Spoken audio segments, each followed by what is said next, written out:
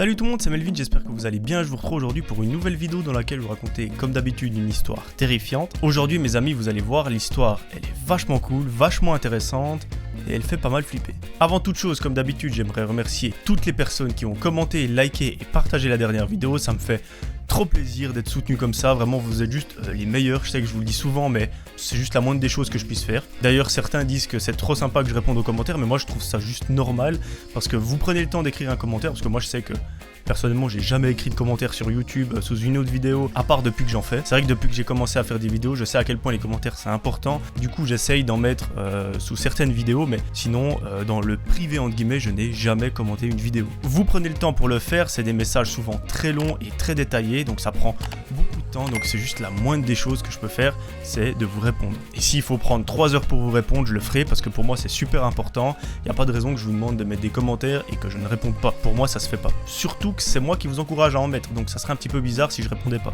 Mais bref, sachez que je vous remercie du fond du cœur si vous le faites et ça fait juste trop plaisir, ça aide à fond. Je vous cache pas, dans la dernière vidéo j'avais un petit peu peur parce que c'est vrai qu'elle est quand même assez courte comparée à celle que je propose sur la chaîne. Apparemment vous avez adoré quand même, donc voilà, ça me rassure un petit peu. Je peux me permettre de faire des formats un petit peu moins longs parce que c'est vrai que des histoires plus ou moins longues et très détaillées il y en a pas énormément, donc voilà, si jamais j'en trouve pas je peux faire une histoire qui est tout aussi bien mais un petit peu plus courte. Bref, je pense que ça fait déjà trop longtemps que je vous parle, je vous propose d'éteindre la lumière de là où vous vous trouvez et on est parti.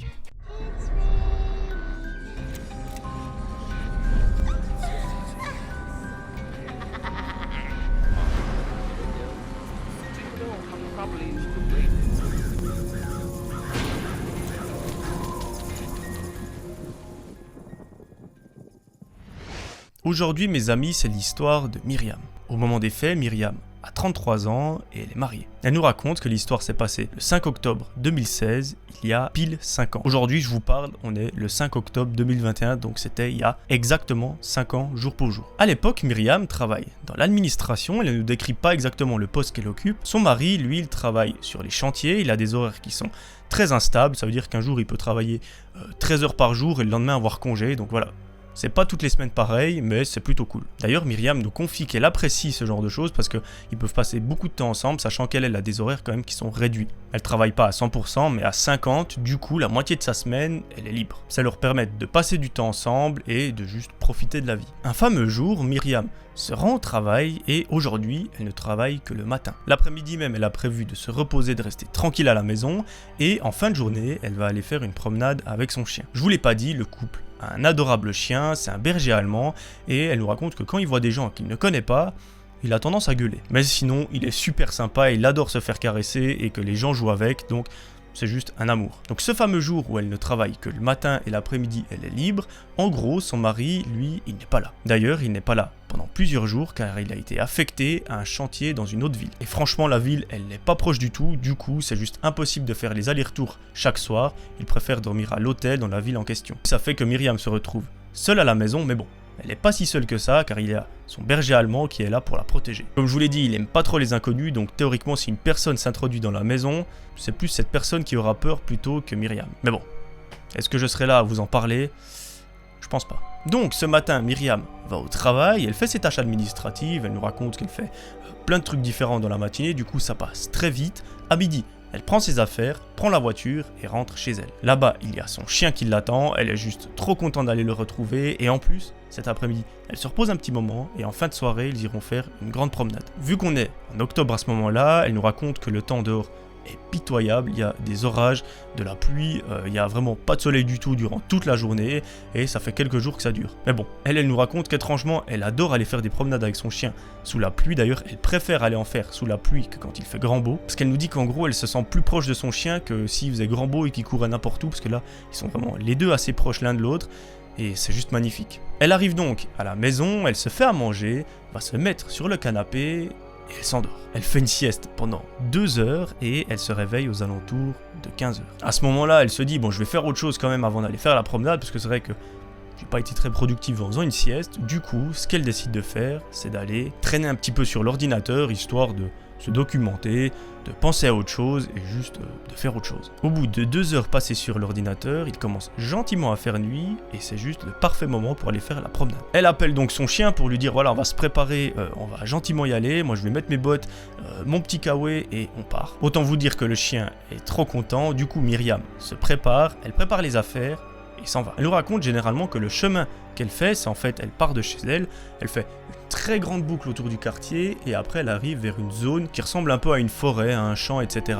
Et du coup, elle fait encore ce fameux tour et elle revient chez elle. Ça leur prend généralement entre 1 heure et 1 heure et demie pour vraiment faire toute la distance, mais elle nous raconte que c'est juste trop cool. Du coup, Myriam et son chien sortent de la maison, il fait à ce moment-là tout nuit, dehors, c'est juste de la tempête, il y a de la pluie, il y a de l'orage, il y a du vent, enfin tout ce qu'on aime, mais il commence le chemin. Arrivé à la bordure de la forêt, Myriam nous raconte que son chien est aux anges parce qu'il y a plein de petits animaux qui vont se cacher. Du coup, bien évidemment, il leur court après, ça prend 20 minutes et Myriam nous dit qu'il est tellement heureux qu'elle n'a pas envie de lui dire « Allez, on arrête, on continue la promenade et on rentre ». Donc en gros, elle le laisse jouer, s'amuser et profiter. Une fois qu'il s'est bien dépensé, qu'il a bien couru et qu'il s'est bien amusé, les deux reprennent le chemin et continuent leur route. Au bout de plusieurs dizaines de minutes, les deux arrivent gentiment à destination, donc chez eux, et Myriam décide de rentrer par le jardin. En gros, je vous l'ai pas dit, mais ils habitent dans une maison, pas dans un immeuble, et du coup, ils ont un très grand jardin avec plusieurs portes d'entrée entre guillemets. Enfin, il n'y en a pas vraiment plusieurs, il y en a 2, il y en a une qui est principale où les gens normaux rentrent,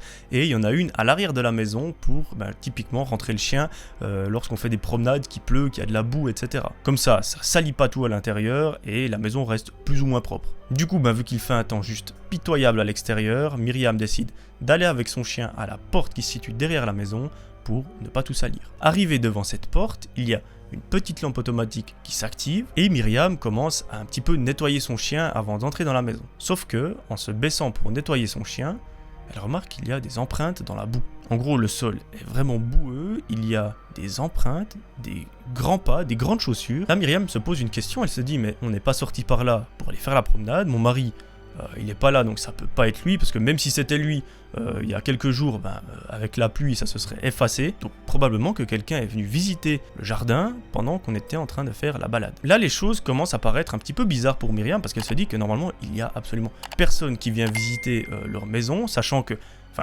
leur jardin, sachant que ils sont dans un quartier quand même plutôt tranquille, voilà, c'est pas des quartiers où il y a maison sur maison, il y a quelques voisins, mais pas plus que ça. Donc elle a vraiment aucune idée de qui ça peut être. Mais bon, malgré le fait que ça la perturbe un petit peu, elle décide de nettoyer son chien vraiment comme il faut et de rentrer dans la maison. Une fois que les deux sont tranquilles et au chaud dans la maison, Myriam décide d'aller se faire à manger et de se poser sur le canapé avec son chien. Elle nous raconte qu'il n'y a rien de mieux comme vie que d'aller sur le canapé manger son plat de pâtes avec son berger allemand qui est juste à côté. Le tout en regardant sa série Netflix préférée. Elle profite un maximum, elle mange son plat et au bout de 1 ou 2 heures, elle va se coucher. Le lendemain, elle travaille assez tôt, du coup, elle doit se lever théoriquement très tôt et elle peut juste pas se permettre d'aller se coucher à 3 heures du mat. Comme à son habitude, son chien va se coucher avec elle et il se met au bout du lit. Étant couchée dans son lit, Myriam nous raconte qu'elle a un petit peu de mal à s'endormir. Elle repense effectivement à ces empreintes qu'elle a vues dans la boue et elle se pose toujours la question « Mais qui a bien pu venir visiter mon jardin ?» Mais bon, la fatigue finit par l'emporter, Myriam s'endort au bout d'une dizaine de minutes et passe une bonne nuit. Le lendemain, elle se lève très tôt, elle va travailler toute la matinée et de nouveau, comme la veille, elle a congé l'après-midi. Elle nous raconte que cette fois, elle a juste envie de rester tranquille à la maison avec son chien parce qu'il fait super froid dehors, de nouveau le temps, il est juste terrible et elle a juste envie de se reposer. Une fois arrivée à la maison, elle décide de se mettre sur son canapé et juste de regarder la télé toute la journée avec le chien qui est juste à côté. Arrivée en début de soirée, elle a une petite faim, elle se fait à manger et de nouveau, comme la veille, elle mange sur le canapé. Une fois le repas terminé, elle va immédiatement se coucher parce qu'elle a juste plus de force et le fait qu'elle se soit levée super tôt ce matin, elle est juste crevée. Elle va se coucher et s'endort très rapidement.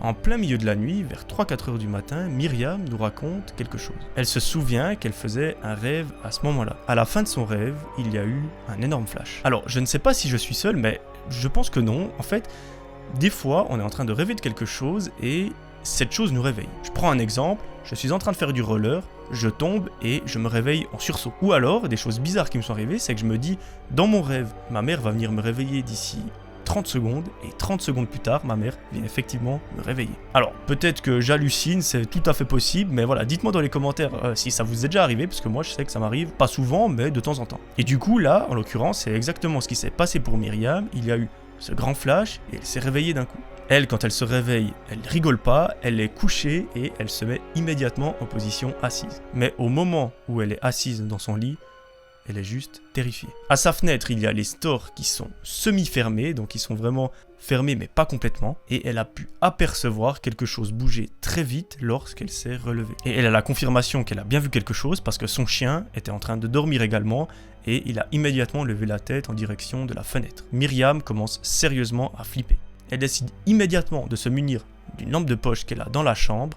Elle prend son chien avec et va directement voir à l'extérieur. En fait, elle nous dit qu'elle fait ça parce que ça lui rappelle les traces de pas qu'elle a vues dans la boue la veille et elle a juste envie d'avoir la confirmation qu'il y a bien quelqu'un. Le temps qu'elle mette ses pantoufles et qu'elle arrive à la porte d'entrée, qu'elle l'ouvre et qu'elle sorte, il n'y a plus personne. Par contre, un détail qui lui glace le sang, elle remarque avec la petite lumière qui s'allume automatiquement au-dessus de la porte qu'il y a une sorte de petite photo au pied de la fenêtre.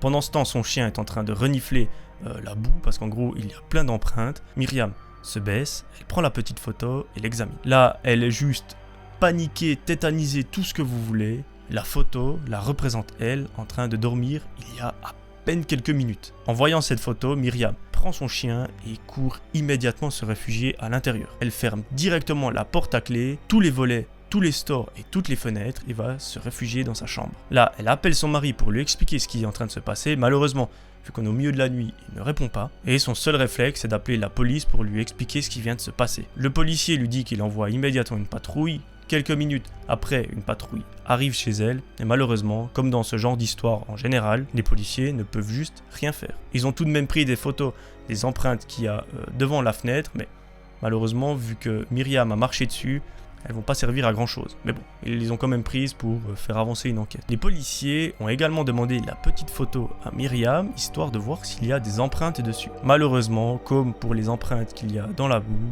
il n'y a juste rien du tout sur ces photos, à part les empreintes de Myriam. Vu qu'elle a pris la photo avec les doigts, eh bien voilà, il n'y a juste rien d'autre dessus et en fait il s'agit d'une photo Polaroid.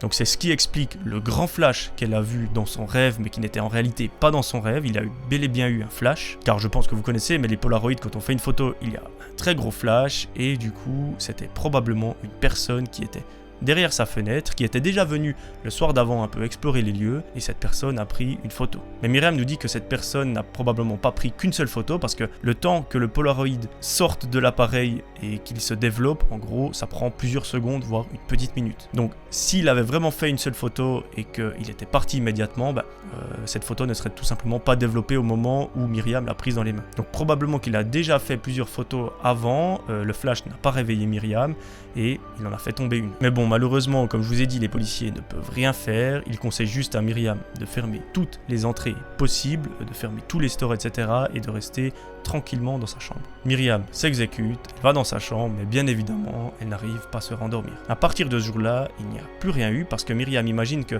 la personne s'est bien rendu compte que Myriam l'a vue et que du coup, elle va probablement pas revenir de sitôt.